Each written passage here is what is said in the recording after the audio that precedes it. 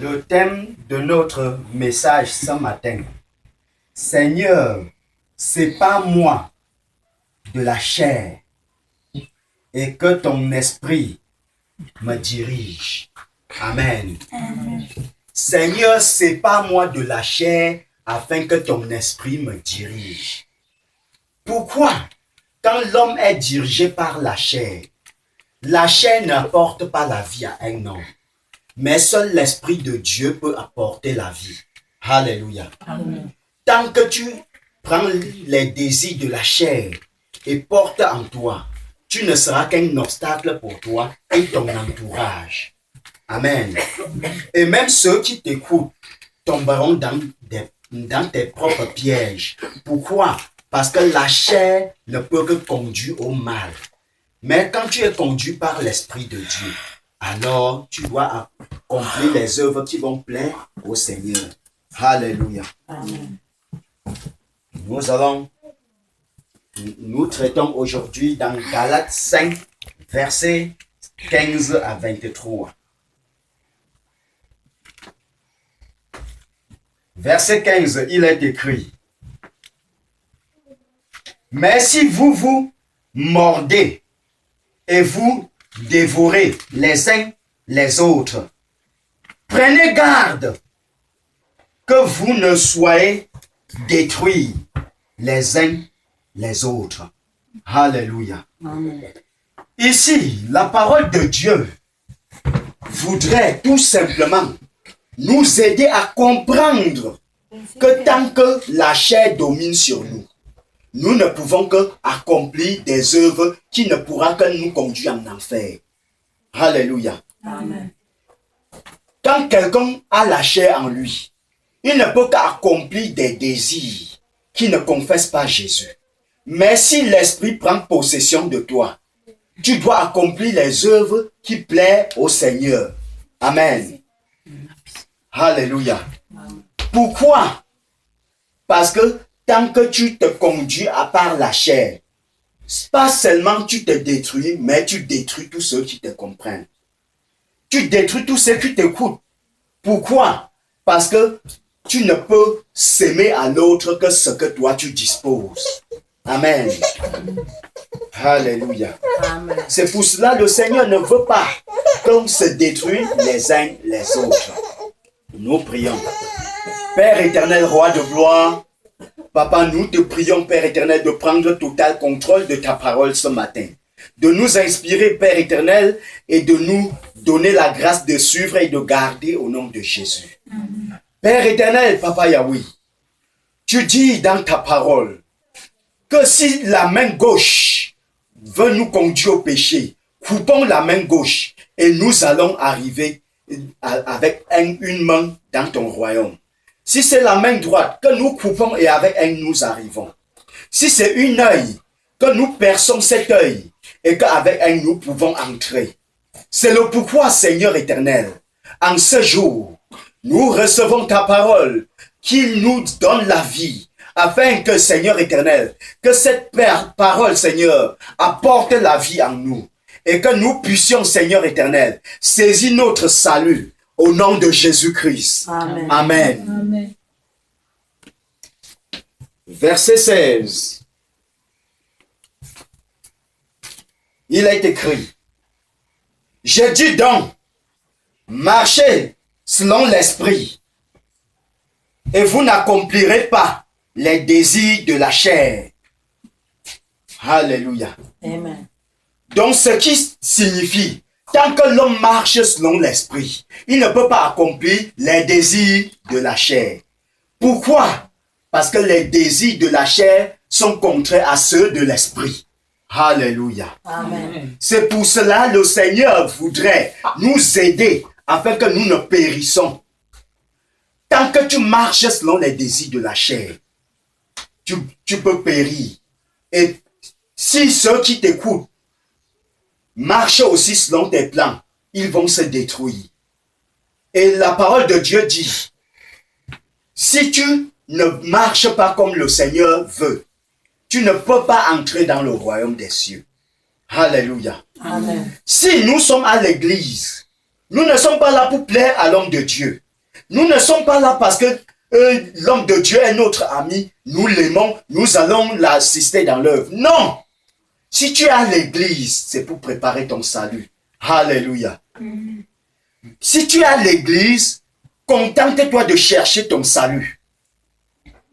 Même si Dieu opère les miracles ou pas, regarde si ton salut a sa place. Alléluia. Amen. Parce que si tu viens à l'église, ce n'est pas pour plaire à un homme. Ce n'est pas non plus pour plaire à l'homme de Dieu, mais c'est pour préparer ton salut. Mais celui qui te haït te dira, qu'est-ce que tu fais dans l'église? Regarde-toi. Et c'est pour faire quoi? Te conduire à la perdition. Et Jésus dit quoi? Malheur à quiconque détruit l'un de mes brebis. Alléluia. Amen. Verset 17, il est écrit, car la chair a des désirs contraires à ceux de l'esprit. Et l'esprit en a de désirs, en a de contraires à ceux de la chair. Ils sont opposés entre eux, afin que vous ne fassiez point ce que vous voudrez. Alléluia. Amen. Est-ce que quelqu'un comprend? Amen. Donc, ce qui signifie, en l'homme, la chair de l'homme parle. Mais ce qui est important, c'est l'esprit. Parce que l'esprit apporte la pensée de Dieu.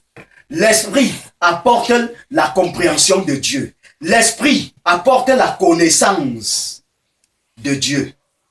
Alléluia.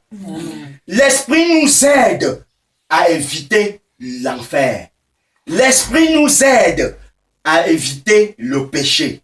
L'esprit nous aide à nous attacher à Jésus-Christ. L'esprit nous aide à marcher selon les désirs de Dieu. Parce que les désirs de Dieu, c'est qu'il veut que nous soyons sauvés. Alléluia. Amen. Donc, ce qui signifie, si nous sommes sauvés, ce que nous avons accompli, ce que Dieu attend de nous. Mais si nous décidons de nous détruire nous-mêmes, alors, au dernier jour, si l'enfer est ouvert, nous n'allons pas dire, c'est elle qui a fait que je me retrouve dans cette condition. Dieu n'a pas besoin de ça. Il doit te dire plutôt, et qu'est-ce que toi-même tu as fait? Alléluia. Amen. Je dois vous faire comprendre, les désirs de la chair est mauvaise. Amen. Amen. Nous allons continuer au verset 16. Au verset 18. Si vous êtes conduits par l'esprit, vous n'êtes point sous la loi. Alléluia. Ici, la parole de Dieu nous dit, tant que l'esprit de Dieu nous conduit, nous ne sommes pas sous la loi. Ce qui signifie, nous accomplissons la loi. Alléluia. Amen. Parce que celui qui n'est pas sous la loi est dans la loi. Ce qui signifie, il a la justice de Dieu en lui. Amen. Amen. Parce que seule la justice de Dieu nous permet de faire ce que Dieu attend de nous. La justice de Dieu nous permet de marcher selon Dieu. La justice de Dieu nous permet de préparer notre salut. Alléluia. Amen. Amen. Verset 19. Or, les œuvres de la chair sont manifestes. Ce sont les impudicités, l'impureté, la dissolution. Alléluia. L'impudicité, c'est quoi? C'est la prostitution. L'impudicité, c'est quoi? C'est de vivre avec un homme sans être marié. Ce que tu accomplis là, c'est l'impudicité. L'impudicité, c'est quand une femme pas découcher dehors. L'impudicité, c'est quand tu commets des rapports sexuels hors mariage. Ça, c'est l'impudicité. Dieu demande, fuyez l'impudicité. Alléluia. Et c'est ce que la chair nous conduit à faire. Quand la chair nous montre que nous avons plus de plaisir là-bas, si même quand quelqu'un vient pour nous séparer de ça, il devient maintenant notre ennemi. Alléluia. Et c'est ce que les désirs de la chair font. Mais les désirs de l'esprit nous poussent à haïr le péché. Alléluia. Amen. Et il continue par dire l'impureté. Qu'est-ce que l'impureté? Quelque chose impur, c'est quelque chose qu'on ne doit pas toucher. Alléluia. L'impurité, c'est quand tu vois quelqu'un qui se conduit à la prostitution. Il est dans l'impureté. Donc ce qui signifie tout son être, même son âme, est souillé. Et celui qui est conduit par la chair, qu'est-ce qu'il fait? Il se déplace, il part chercher ses prostituées au poteau. Cette prostituée au poteau et cette prostituée, parce qu'il y a les hommes qui se prostituent. Et il y a les femmes qui se prostituent. Alléluia. Amen. Et quand c'est ainsi, quel sera le salaire d'une telle personne? Parce que la chair lui a poussé à se détruire. La chair est tellement mauvaise. Alléluia. Amen. Et il continue par dire la dissolution. Alléluia. Amen. Qu'est-ce que la dissolution? La dissolution voudrait nous parler de quelque chose de très important. La dissolution est le contraire de la solution. Je prends un exemple. Quand il y a un problème, au lieu de chercher la solution, mais on préfère la dissolution. Et la dissolution peut nous conduire à haïr quelqu'un toute la vie. La dissolution peut nous conduire à notre perte et nous pouvons voir l'enfer. La dissolution, c'est quelque chose qui nous conduit à prendre les autres comme s'ils n'étaient pas des humains. La dissolution peut te pousser à dire à ton enfant, à compter d'aujourd'hui, ne mets plus pied dans cette église. Et quand tu dis cela à l'enfant, si l'enfant t'obéit, où ira son âme? Parce que tu ne peux pas lui donner le salut. Seul Jésus donne le salut. Alléluia. Amen. Nous allons continuer au verset 20. Alléluia. Amen. Toujours dans les désirs de la chair. Verset 20, il est écrit: l'idolâtrie, la magie, les inimitiés, les querelles, les jalousies, les animosités, les disputes, les divisions, les sectes. Alléluia. Amen. Voici ce que les désirs de la chair peuvent apporter. L'idolâtrie, c'est quoi? Tu dois voir quelqu'un qui refuse carrément d'accepter Jésus-Christ. Mais tu dois lui trouver en train d'adorer une statue. L'idolâtrie aussi, c'est la tradition. L'idolâtrie, ce sont les péchés quelconques que nous contactons de toutes parts. Alléluia. Alléluia. L'idolâtrie, c'est quand nous allons contre la parole de Dieu. Si tu pars contre la parole de Dieu, tu accomplis l'idolâtrie. L'idolâtrie, c'est quelqu'un qui peut faire de quelqu'un son Dieu. Alléluia. Je voudrais vous aider à comprendre. Parce que beaucoup de personnes commettent l'idolâtrie sans comprendre. Si tu prends, par exemple, ta mère comme ton Dieu, ça veut dire que tu commets l'idolâtrie. Tu prends ton père comme ton Dieu, tu commets l'idolâtrie. Tu prends ton pasteur comme ton Dieu. Tu commets l'idolâtrie. Tu dois donner du respect à l'homme de Dieu, les mêmes respects que tu peux donner à Dieu. Pourquoi? Parce qu'il est son représentant. Mais ne méprise pas l'homme de Dieu. 2. Tu dois automatiquement donner toute la gloire au Seigneur Jésus. Quand tu donnes toute la gloire au Seigneur Jésus, alors dans ce cas, tu n'accomplis pas l'idolâtrie. Alléluia. Amen. Parce que personne ne peut prendre la place de notre Seigneur. Si nous sommes utilisés, nous les hommes de Dieu, c'est parce que Jésus nous a donné cette autorité. Si nous pouvons prier sur les malades sont guéris. Ça veut dire que nous avons obéi à Jésus. Et Jésus maintenant accomplit tout ce que nous lui demandons. Parce qu'il approuve toute parole qui sort de nos bouches. Alléluia. Amen. Mais si tu méprises celui-là, en même temps tu méprises son Seigneur, qui est Jésus. Alléluia. Amen. Et c'est pour cela, nous devons comprendre que l'idolâtrie a plusieurs branches. Celui qui sort de chez lui et retourne pratiquer autre chose en aimant les statues comme certains qui aiment. Il dit carrément, ça c'est la statue de Jésus. Ce qui signifie, si tu viens lui parler de Jésus qu'il ne voit pas, il doit te mépriser.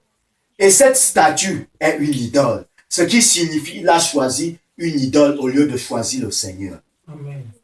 Alléluia. Amen. Et d'autres continuent jusqu'à fabriquer même des statues pour Marie. Et c'est toujours l'idolâtrie.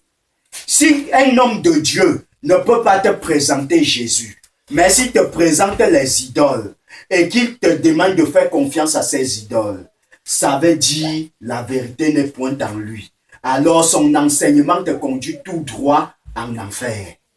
Alléluia. Amen. Amen. La magie. Quand on parle de la magie, on voit le maraboutisme, on voit les pratiques. Alléluia. On voit le charlatanisme et toute autre branche qui accompagne. Alléluia. Amen. Et aujourd'hui, qu'est-ce que la magie? Si tu vois celui qui part dans un cimetière faire des incantations pour invoquer les esprits de mort, ça c'est la magie.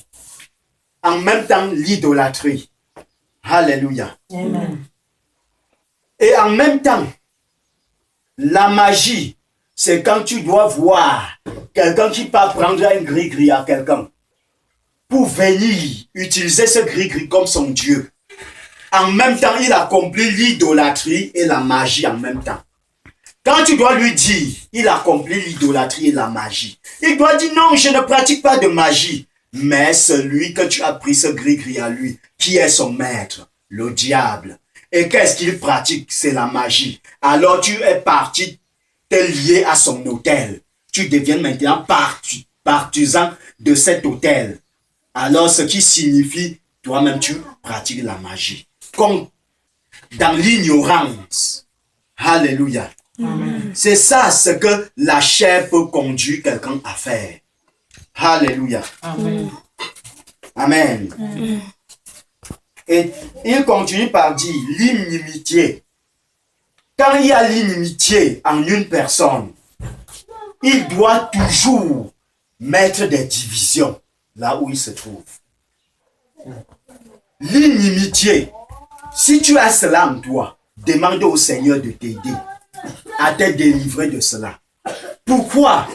Parce que avec l'inimitié, tu dois toujours diviser les gens. Tu dois toujours accomplir des choses qui ne doivent pas plaire au Seigneur. Et comme tu divises les gens, tu dois même pousser les gens à se haïr les uns les autres. Quand tu as l'inimitié en toi, ça veut dire que tu ne peux pas t'attacher à une personne jusqu'à demeurer ferme avec lui. Tu ne peux pas t'attacher à une personne et que demain, on dit, voilà une personne. Pourquoi? Parce que à n'importe quel moment, la personne qui accomplit l'inimitié doit changer. Ce qui signifie, c'est une graine en toi qu'il faut détruire. Si on ne détruit pas cette graine, alors ça peut engendrer jusqu'à détruire tout ton entourage. Alléluia. L'inimitié, c'est l'un des plus mauvais trucs. L'inimitié est capable de pousser une mère à faire haïr le père. Cela est arrivé chez un monsieur là-bas à Korassi. Le monsieur est parti chercher son neveu pour mettre son successeur et en même temps celui qui doit gérer ses biens.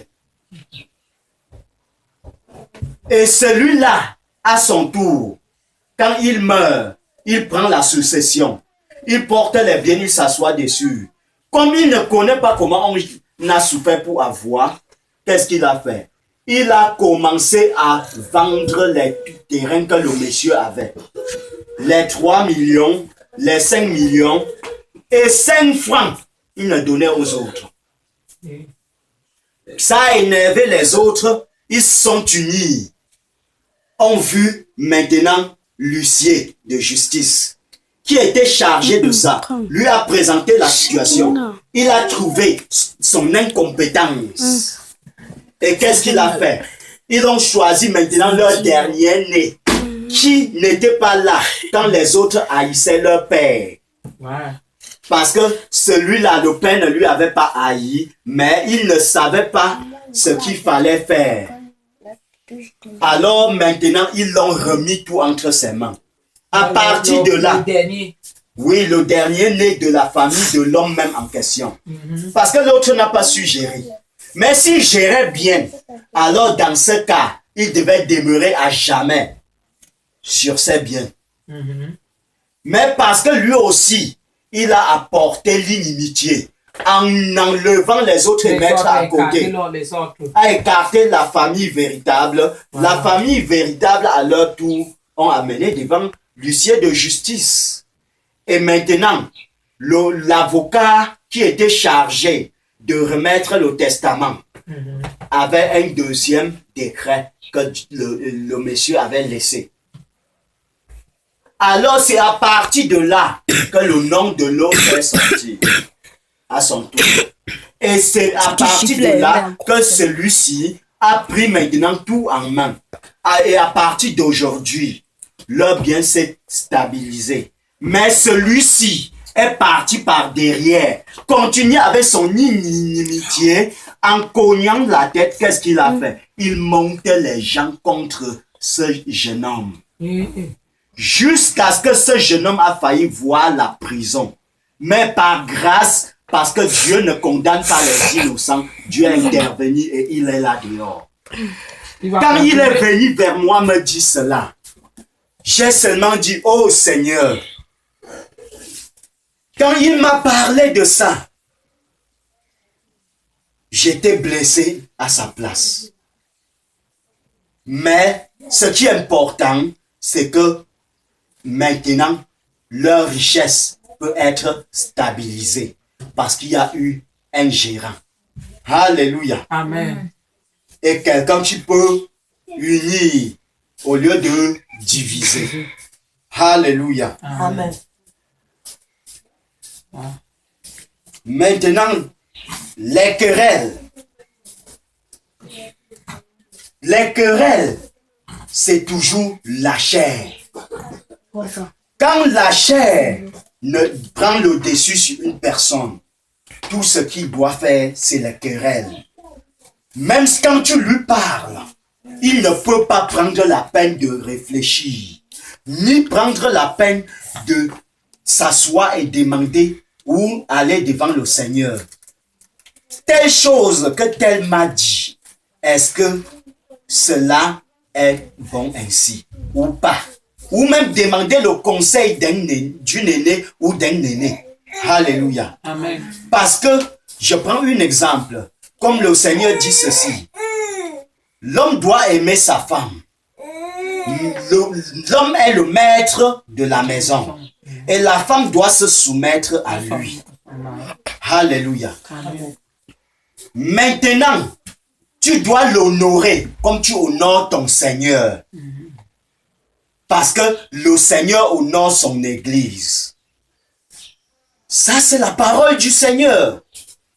Ce qui signifie, tant que tu dois voir que tu as des problèmes avec cette tierce personne, retourne vers les aînés.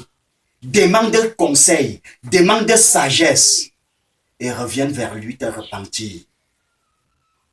Une femme qui se soumet à son mari, même dans les torts de son mari, se soumet. C'est là où son mari, en examinant, voit même ses propres torts et lui dit, chérie, ce n'est pas toi qui as tort. Je me repens parce que c'est moi. Mais si elle apporte les querelles, il n'y a pas arrangement. Alléluia. Amen. Ce qui signifie, la parole de Dieu sort pour nous édifier et nous aider à grandir avec le Seigneur. Et être sauvés, afin que le Seigneur prépare notre salut sans tâche. Parce qu'au dernier jour, qui pourra nous approuver? C'est le Seigneur Jésus qui a établi l'homme, maître de la femme. Ce n'est pas l'homme. L'homme doit tout faire selon sa sagesse, mais il y a une personne qui doit prendre tout en main et il doit donner la tort là où il y a tort et il doit donner la vérité là où il y a vérité. Il doit donner raison là où il y a raison et il doit haïr là où il faut haïr. Alléluia. Amen. Les querelles, c'est la chair qui apporte. Quand tu te trouves, comme dans une passage biblique, il est écrit, une femme querelleuse détruit sa famille et détruit sa propre maison. Mais celle qui prend soin de sa maison et se soumet à son mari, elle regorge beaucoup de gloire sur sa tête et elle partage à tous ceux qui l'écoutent. Alléluia. Amen. Ça, c'est la parole du Seigneur. Il y a les jalousies. Qu'est-ce que les jalousies? À voir quelque chose chez l'autre, envier. Et quand tu commences à envier, quand il y a la jalousie, tu dois haïr la personne. Ces deux choses fonctionnent ensemble en ce moment. Alléluia. Amen. Pourquoi? Parce que quand il n'y a pas la jalousie, il y a l'amour. Mais la jalousie, c'est un vilain défaut. Quand il y a de la jalousie, ça apporte les querelles. Quand il y a la jalousie, ça apporte les divisions. Quand il y a la jalousie, ça apporte les problèmes. Et la jalousie aille jusqu'à conduire même au vol. Oui. Parce que je voudrais te faire comprendre.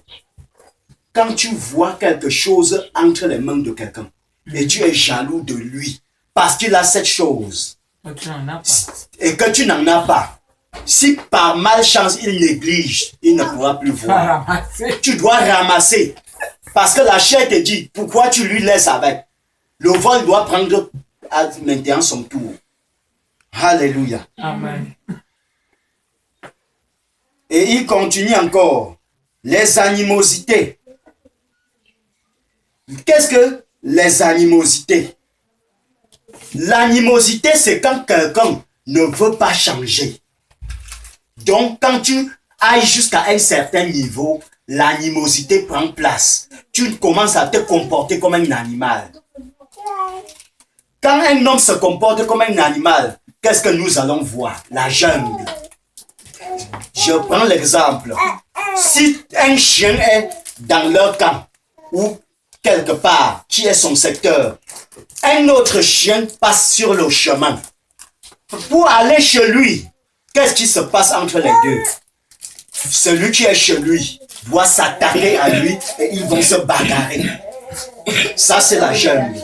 Ce qui signifie, quand l'animosité a déjà pris possession d'une personne, alors la personne ne peut que aimer les querelles et la bagarre. Parce que les deux choses vont aller ensemble. Mais si tu parviens à comprendre qu'il y a un problème qui ne va pas, pourquoi c'est toujours moi qui dois me comporter de la sorte? Et que tu prends la décision de changer, le Seigneur lui-même te changera. Au nom de Jésus. Amen. Alléluia. Et il continue par dire, encore, les disputes. Les disputes. Une personne qui cause les disputes, c'est quelqu'un qui divise. Parce que quand quelqu'un aime les disputes, qu'est-ce qu'il fait? Si il est là maintenant, il entend que tu as mal parlé de lui. Même si tu es où actuellement, comme on parle, il part te soulever là-bas. Alors que celui qui marche selon l'esprit, si quelqu'un a mal parlé de toi ou a fait quelque chose qui te déplaît, qu'est-ce que tu dois faire? Alléluia. L'Esprit de Dieu doit te conduire à attendre que cela se calme. Après, tu pars lui demander. Voici ce qui s'est passé. Cela veut dire quoi? En ce moment, tu dois mieux causer avec la personne. La personne, en ce temps, ne pourra pas être dans les mêmes conditions à laquelle, si tu venais en ce temps-là, ça devait être. Pourquoi? Parce que tant que tu te lèves avec la rage, la chair prend contrôle. Et quand tu pars, tu dois aussi agir avec la chair. Et peut-être, on doit vous trouver en train de vous bagarrer. Arrêtez le bruit. C'est pas vrai, non? Ce que vous allez vous retrouver en train de vous bagarrer. Et où est maintenant ce qui honore Dieu dans toutes ces deux choses? Mais si tu as pris la peine de te calmer, pas parce que tu as entendu Pierre a fait ceci, Pierre a fait cela, et tu te soumets, tu repars vers la personne au moment opportun pour demander les excuses, malgré que tu n'as pas fait de tort. Seul Dieu est un juge. Seul Dieu doit lui rendre ce qu'il t'a fait comme mal. Alléluia. Mais si tu prends pour combattre toi-même, tu t'es fait déjà justice. Alors la justice de Dieu n'a plus sa place. Ça doit plutôt retourner contre toi. Parce que toi-même tu t'es souillé. Alléluia. Et c'est ce que j'aimerais que Dieu nous accorde au nom de Jésus. Amen. Et il continue par dire les divisions et les sectes. Quand nous parlons des divisions ici, la chair pousse à diviser les gens. La chair pousse à diviser les gens. Tant que la chair prend total contrôle de toi, tu ne peux que s'aimer les divisions. Même si je t'ai fait du bien maintenant, au moment que je commets l'erreur, tu ne vois aucun bien que je t'ai déjà fait en aucun des jours. Parce que la chair a pris contrôle. Et qu'est-ce que ça doit apporter? Les divisions. Et même celui que tu embrassais hier, tant que tu apportes cela, les divisions, qu'est-ce que tu dois devenir? Si tu te mets à te diviser de Pierre, te diviser de Paul, te diviser de Jean, te diviser de Simon, il y aura un temps que tu seras isolé seul. Et quand tu seras isolé seul, alors à partir de là, si tu es quelqu'un de conscient, ta conscience doit se réveiller. Et à partir de là, tu dois te poser des questions. Pourquoi tout le monde me met à l'écart? Pourquoi tout le monde se retire de moi? Alors que hier, on m'embrassait. Alléluia. Amen. On t'embrassait hier parce qu'on voyait le bon caractère de toi. Mais quand tu affiches le mauvais, tu te retires des gens. Même ton Seigneur, tu te divises de lui. Au moment que tu accomplis la justice, au moment que tu marches selon la parole de Dieu, au moment que tu obéis à la parole, au moment que tu marches selon les principes de Dieu, même ton Dieu est en parfait accord avec toi. Mais si tu te mets à te quereller, à semer les disputes, alors tu te sépares toi-même de Dieu. Parce que ton Dieu n'est pas un Dieu de dispute. Ton Dieu est un Dieu d'amour. Quand tu as le Dieu d'amour, tu dois aussi accomplir les œuvres d'amour. Alléluia. Amen. Ce qui signifie, les disputes sont des fruits que nous devons détruire en nous. Alléluia. Amen. Amen. Amen. Verset 20, les sectes. Alléluia. Les sectes. Quand nous voyons une personne qui ne peut pas marcher selon l'Esprit de Dieu, qu'est-ce que signifie les sectes? C'est comme ça qu'au moment que tu haïs ceux qui t'ont conduit à Christ, le monde des ténèbres ont les bras grandement ouverts pour t'accueillir. Et quand il t'accueille, non, laisse-nous ça. Je connais un marabout. Il doit faire qu'il marche comme ton chien. Que tu lui dis, monte, il monte. Descends, il descend. Qu'est-ce que tu dois faire? Quand la chair commence à parler, tu dis, montre-moi la personne. Voilà que tu commences à quitter le chemin. Où vas-tu? En enfer, tout droit. Parce que maintenant, cette chose qu'on doit te donner pour contrôler cette personne, sont les idoles. En même temps, c'est la magie. En même temps, c'est des pratiques occultes. Ce qui signifie les sectes. Toi-même, tu fais tout cela inconsciemment. Parce que tu t'es attaché à leur maître, le diable, qui est le maître de toutes ces mauvaises choses. Alléluia. Amen. Une personne qui ne veut pas obéir à ses parents, qu'est-ce qui se passe? Au moment que tu refuses d'obéir, tu arrives dehors et tu trouves une nouvelle école. Oui, aujourd'hui, il y a même des yords que tu dois lui parler. Voici ce que mon père m'oppose à faire. Voici ce que ma mère m'oppose à faire. Ah, laisse-nous ça. Si ton répé là, s'il me rencontrait, je t'assure qu'il doit changer d'un coup. Je vais le ribam avec un coup de gifle, si bien que il ne pourra plus te parler fort. Maintenant, tu es fier parce que tu as vu quelqu'un qui doit te défendre. Et qu'est-ce qui se passe? Il te conduit tout droit en enfer. Ma mère me dit, je ne dois pas prendre les choses à n'importe qui. Ma mère me dit ceci, je ne dois pas marcher selon ce genre de vie.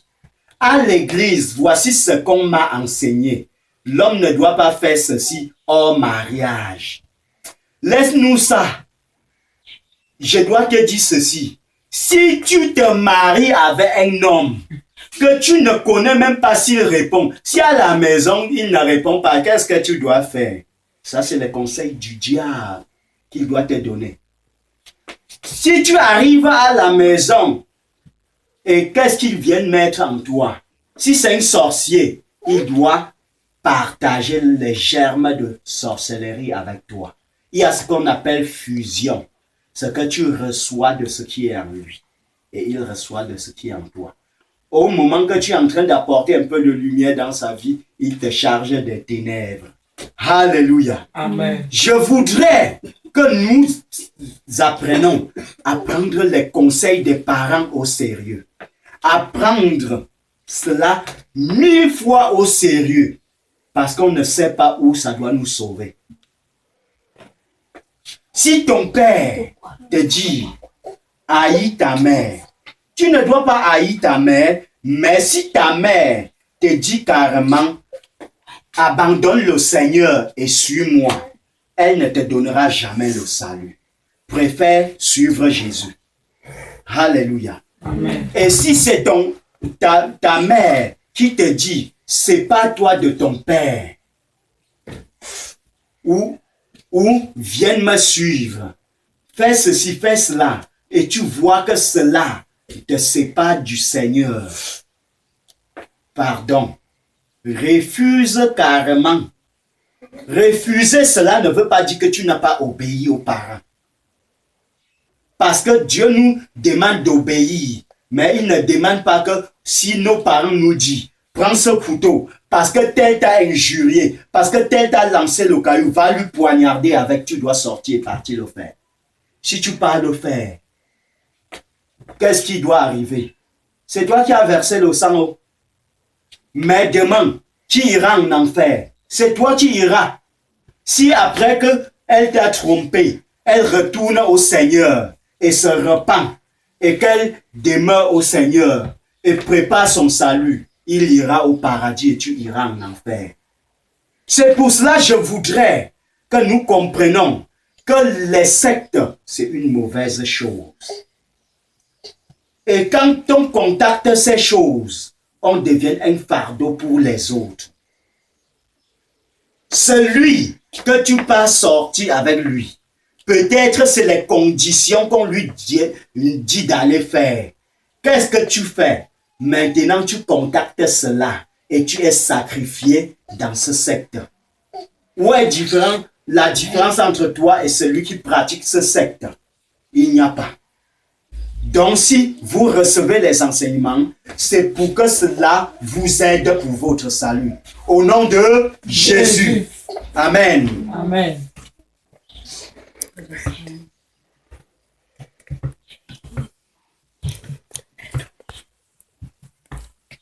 Le verset 21 nous dit, l'envie, l'ivrognerie, les excès de table et les choses semblables.